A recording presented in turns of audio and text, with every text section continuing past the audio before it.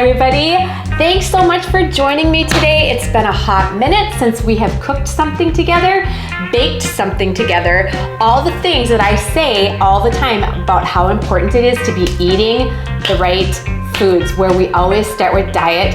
This is a recipe that we can talk about, and in practical terms, what I mean by that. So what we are making today is homemade granola. We can control what's in it and what's not in it. And okay, so time to put on the readers. So here's what you need for today's recipe. We need oats, oatmeal, not quick cooking.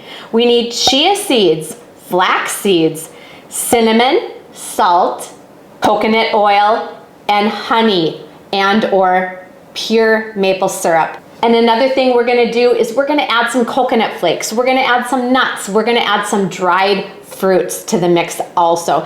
That would just be your very, very basic granola recipe. So the first thing I need you to do, turn on the oven. Turn it on to 250. We're gonna bake this really low and slow. The second thing I need you to do, we need baking sheets and also parchment paper. It's really a big deal that we line these with parchment because the syrupy stuff we put on here is very sticky. And I've tried it without the parchment, trying to be clever and save myself a dime or whatever. Not worth it, you guys. Parchment is a necessity in this recipe. So what we're gonna do here, we are going to just measure out our parchment very loosely here and get slabs of it put on there.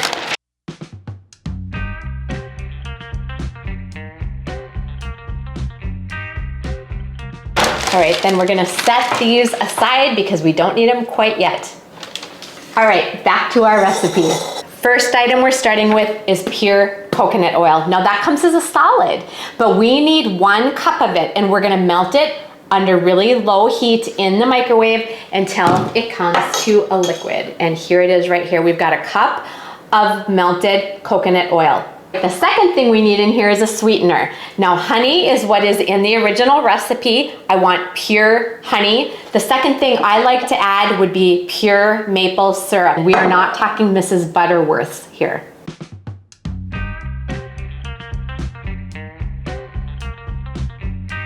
And we want 1.5 cups total of our sweetener. All right, there it is. Okay, the next thing we're gonna add is about 3 tablespoons of cinnamon, and then I also like to use cardamom. And again, quality matters. Get yourself quality spices, nothing from the 99-cent rack at your local WM or wherever you shop, dollar store, wherever. We want quality spices. And I like to go heavier handed on the cinnamon because I like that warmth. I like that little bit of bite and heat.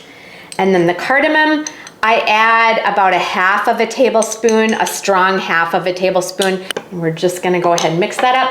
Okay, the next thing, we wanna add a little bit of salt just to counterbalance that sweetness. And I'm talking about 1.5 teaspoons. Now we just wanna mix that all up together. All right, now we're on to our dry ingredients. Like I said before, we definitely want oatmeal. That is our staple. That is our main ingredient in this whole combination. Now for the amount of what I'm calling syrup I made here, I want a good solid 12 to 15 cups of dry ingredient. So like I said, we're starting with oatmeal. So let's just go ahead and start with that because we want to be sure that our base is heavy oatmeal. So this is a 2-cup measure. 2, 4, 6. All right, the next thing we're gonna do is nuts. I specifically like walnuts in this, and then I also like smoked almonds. So again, we had 6 cups there. We're gonna add another 2 here. That's 8. We're gonna add another 2. That's 10. Other nuts I like I said, is the almonds. So let's see, we were on 10, 11, 12. And then we're gonna add some unsweetened coconut flakes. So we're at 12 cups right there. There's 13, 14. And then we are gonna add some chia seeds and flax seeds. Now, in order for flax to be used by our bodies, it has to be ground, okay? So if you buy it whole, which I do, I grind it and then just fill up enough to fill up this container. I don't grind the whole thing at one time. That way it stays fresher longer. So that's about a half a cup of flax, and I'm gonna do the same thing with the chia. So we've got about a cup, 1 more cup of dry ingredients here. All right, so there's our mixture. Now what we need to do is we need to incorporate the wet ingredients into the dry ingredients. So get yourself a good old-fashioned big spatula. We're just gonna mix that up a little bit to start with, and then we're gonna slowly start drizzling this over the top. Do about half now, and then we'll go back in with the other half. And of course, we're wanting to incorporate all of this goodness all together so it's nice and evenly coated. Okay, so then we've got the last half. We're going to drizzle that in here and get all of that out of there. And it is gonna look really wet, you guys, and that is fine. Now, your taste preference may be different, but when I take it off a baking sheet, I like to see more sheets of it that are solid together, and then I break them up. And of course, we still have that dried fruit to add at the very end. So we've got, if I remember, 14 cups of dry stuff in here right now. Okay, that looks really delightful, and it smells so good, you guys. I just love the smell of cinnamon and that cardamom together. It's delightful. Okay, so now we want these baking sheets back in the picture, right? Because we want to pour this stuff out. Okay, evenly, as even as possible, in between the 2 sheets.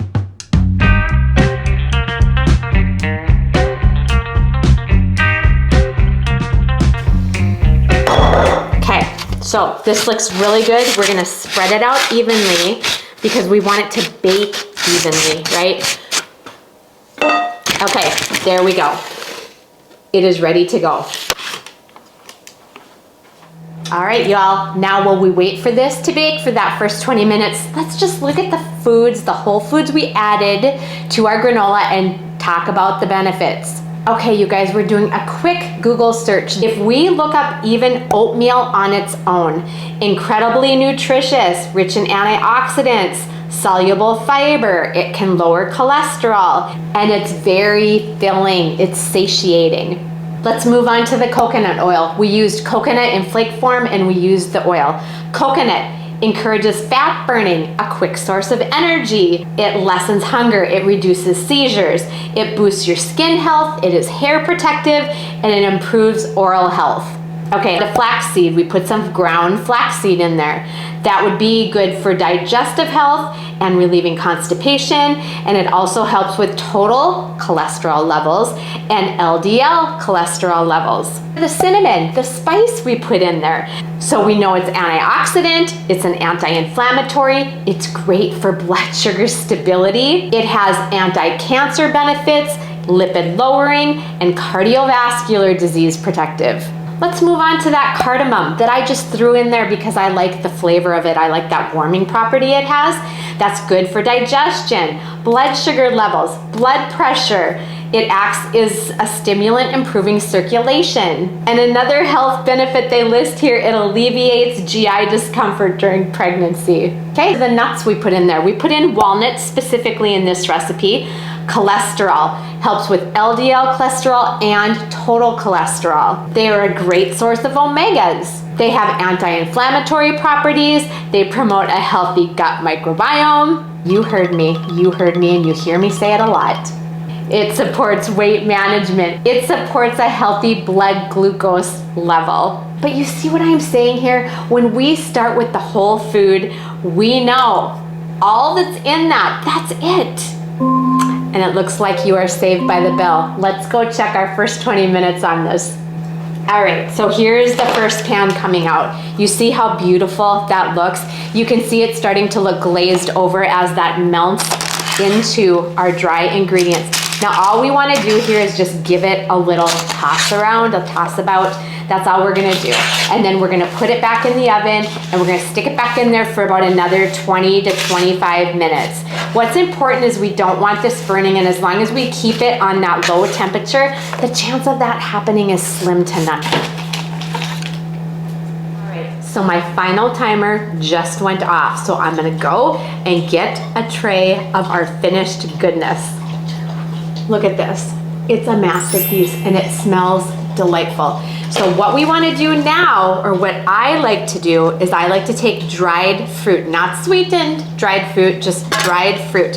What I've got here, I chopped up some mangoes, and then I also have some of these dried blueberries.